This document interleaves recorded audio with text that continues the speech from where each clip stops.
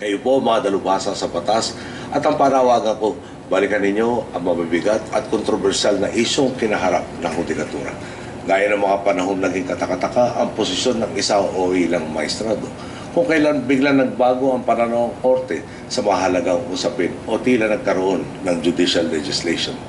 Batid kung may mga hakbang na kayong ginagawa para lalong patatagin at isulong ang positibong transformasyon sa inyong institusyon. Kaysa ninyo ako at ang ehekutibo sa hangaring ito.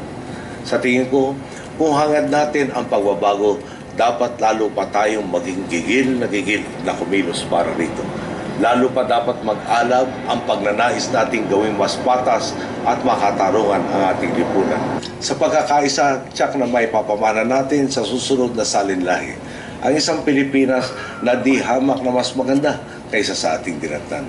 Isang bansa kung saan talagang namamayani ang hustisya at patas ang pagkakataon para sa bawat Pilipino.